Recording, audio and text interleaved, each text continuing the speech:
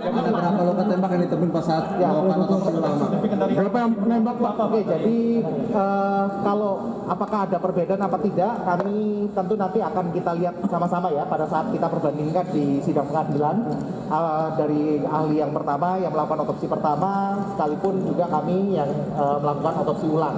Otopsi ulang ini tentunya ada plus minusnya pastinya ya. Tentu gambaran luka pun pasti akan lebih baik di otopsi yang pertama daripada yang otopsi kedua. Tapi dari kita bisa lihat bahwa otopsi yang kedua ini kami masih bersyukur banyak baik itu bantuan dari Allah Subhanahu wa taala, dari Tuhan Yang Maha Esa, serta dari tim yang kami siapkan, penasehat kami juga semua memberikan petunjuk bahwa gambaran luka-luka yang kita temukan pada tubuh masih cukup jelas.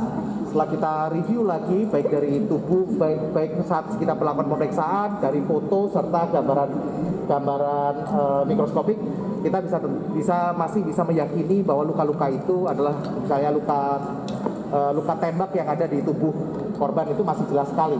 Sehingga kalau dikatakan bagaimana apakah perbandingannya antara otopsi pertama dengan otopsi kedua, terus terang nanti kita sama-sama lihat di pengadilan pada saat kita hadir sebagai memberikan kesaksian. Dan semoga, dan saya rasa dari Bareskrim juga bisa melihat memperkuat keyakinannya dari hasil otopsi ulang ini dengan otopsi yang pertama. Bagaimana nih, apakah ada perbedaan atau tidak?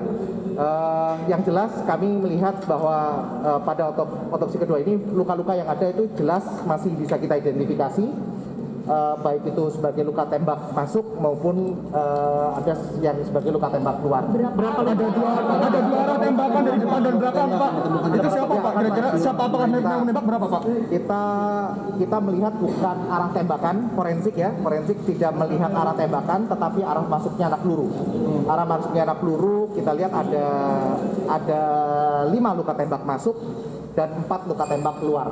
Seperti itu. Dan itu memang bisa kita jelaskan dari hasil pemeriksaan lain, termasuk hasil pemeriksaan kami, kita bisa jelaskan sekali bagaimana arah masuknya anak peluru itu ke dalam tubuh korban, serta bagaimana dia secara sesuai dengan lintasannya dia akan keluar dari tubuh korban. Berarti ada berapa penembak, Pak?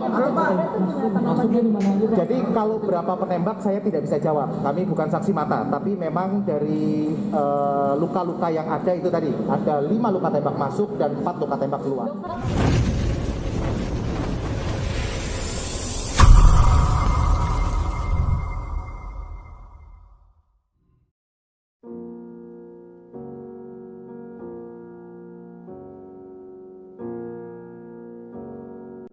Assalamualaikum warahmatullahi wabarakatuh. Berjumpa kembali di channel Cendekia Muslim. Teman-teman sekalian, itu tadi yang kita tunggu-tunggu ya. Jadi ada konferensi pers dari tim dokter forensik yang melakukan autopsi ulang ya, untuk kepentingan penyidikan dan juga atas permohonan dari keluarga korban mendiang Brigadir J ya. Teman-teman sekalian, dari hasil autopsi tersebut ya, dijelaskan bahwa ada 5 luka dari peluru masuk dan 4 bekas luka peluru keluar. Jadi ini agak sedikit berbeda dengan autopsi yang pertama ya. Autopsi yang pertama itu menyebutkan ada bekas luka irisan tembak ya, tembak lah, bekas luka tembak di daerah pundak, kemudian serempetan peluru di dekat hidung. Tetapi kalau dalam autopsi yang kedua ini yang dijelaskan itu ada 5 luka tembak dan ada 2 luka tembak yang fatal yang berakibat kematian, yaitu yang ada di kepala atau luka di kepala dan luka yang ada di dada. Kemudian yang menarik yang disampaikan pada penjelasan hasil autopsi tersebut ya, ditegaskan bahwa tidak ada luka lain selain luka tembak. itu seolah membantah apa yang dituduhkan oleh pengacara dari keluarga korban ya, yang katanya ada sayatan di beberapa bagian tubuh, ada jeratan di lehernya, kemudian ada rahang yang bergeser, ada kaki yang bengkok. Jadi ini mau tidak mau ya, suka tidak suka, hasil otopsi ini ya akan dijadikan dasar atau pedoman untuk salah satu alat bukti dalam persidangan. Karena menurutku hasil otopsi ini adalah termasuk bagian dari keterangan ahli. Jadi ini sekali lagi ya, apa yang disampaikan keluarga korban, tuduhan-tuduhan tentang adanya penyiksaan dan lain sebagainya itu suka tidak suka, setuju tidak setuju, itu terbantahkan oleh hasil otopsi ini. Dan memang respon dari masyarakat itu sebagian besar tidak percaya, karena memang kasus ini bermula dari adanya manipulasi atau rekayasa ya terkait dengan peristiwa awal yang sebenarnya. Tetapi bagaimanapun juga kalau bicara secara hukum, suka tidak suka ya itu begitu, mau nggak mau begitu. Kecuali kalau ada forensik tandingan atau ada ahli lain yang bisa menjelaskan yang lebih ilmiah, yang lebih akurat, itu pun nanti perbandingannya ada di persidangan. Jadi sekali lagi, apa yang dituduhkan keluarga korban terbantahkan, suka tidak suka, hasil otopsi ini akan dijadikan pedoman.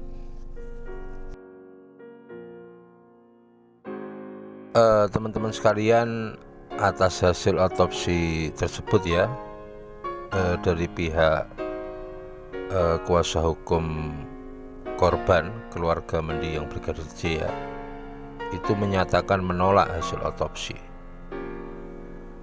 dengan alasan bahwa hasil otopsi yang kedua ini atau otopsi ulang yang dilakukan oleh tim forensik ini tidak sesuai dengan fakta-fakta yang diyakini oleh kuasa hukum ya, yaitu soal adanya pengamatan luka, kemudian bukti-bukti elektronik seperti foto dan video.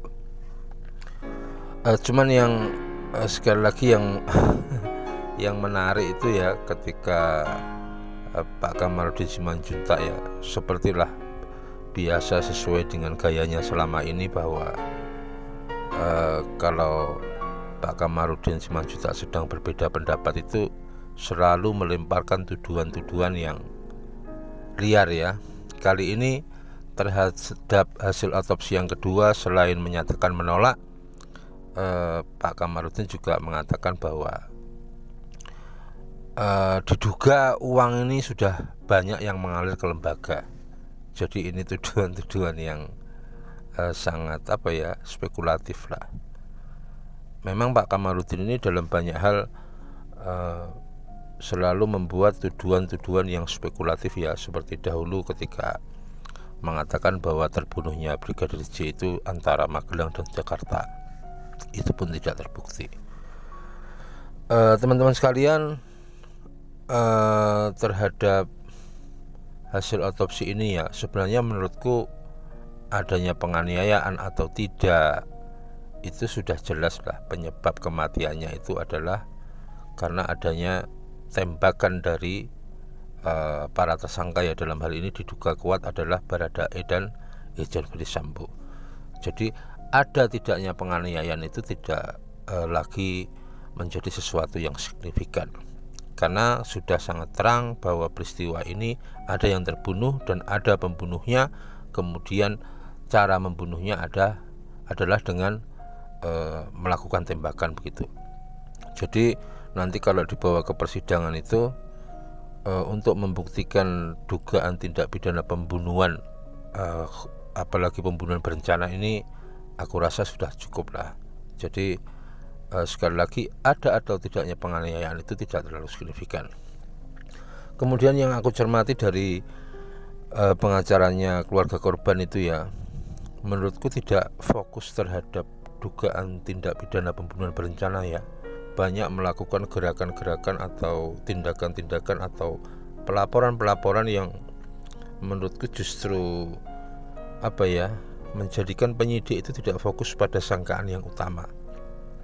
Seperti kita ketahui kemarin dari keluarga korban telah memberikan 5 surat kuasa kepada kuasa hukumnya ya, Bapak Kamarudin Simanjuntak dan kawan-kawan ya, untuk melaporkan tentang laporan fitnah atau palsu yang dilakukan oleh Putri Chandrawati terkait dugaan pelecehan seksual. Kemudian ada juga pelaporan soal pencurian uang yang ada di rekening Brigadir J. Kemudian ada juga rencana pelaporan kepada Benny Mamoto. Itu beberapa hal yang akan dilakukan oleh keluarga korban melalui kuasa hukumnya. Sekali lagi bagiku sebenarnya yang kayak begini itu dikesampingkan dahulu lah, karena harusnya fokus pada sangkaan yang utama, yaitu tindak pidana pembunuhan berencana. Karena sistem hukum di Indonesia itu berbeda dengan Amerika. Kalau di Amerika kita kerap mendengar orang itu mendapatkan vonis pidana penjara itu 100 tahun, 150 tahun sebagai gabungan atau pertambahan vonis beberapa tindakan pidana. Tetapi di Indonesia tidak seperti itu. Kalau ada gabungan atau beberapa tindakan pidana yang terjadi dalam waktu yang hampir bersamaan, nanti vonis yang akan dipakai itu vonis yang tertinggi. Dan dalam hal ini dugaan pembunuhan berencana ini vonisnya itu hukuman mati loh. Kalau penjaranya seumur hidup, kalau penjara waktu tertentu ya 20 tahun. Artinya nanti yang lain itu akan lebur. Karena di Indonesia tidak dikenal sebagai sistem penambahan atau akumulasi total pidana penjara ya. Yang di Indonesia itu kumulasi absorpsi. Artinya hukuman tertinggi itulah yang akan dipakai. Apalagi dalam kasus ini ya sudah begitu banyak anggota Polri, oknum anggota Polri yang terlibat dalam penghilangan barang bukti, kemudian menghalang-halangi penyidikan, sudah diproses baik secara etik dan pidana. Itu teman-teman. Jadi saranku kepada Bang Kamarudin, hati-hati membuat statement-statement yang spekulatif, karena itu berpotensi juga akan ada konsekuensi hukum pada dirinya kelak. Kemudian fokuslah pada perkara yang utama, yaitu dugaan tindak pidana pembunuhan berencana. Itu aja teman-teman yang bisa aku sampaikan. Kurang lebihnya mohon maaf. Assalamualaikum warahmatullahi wabarakatuh.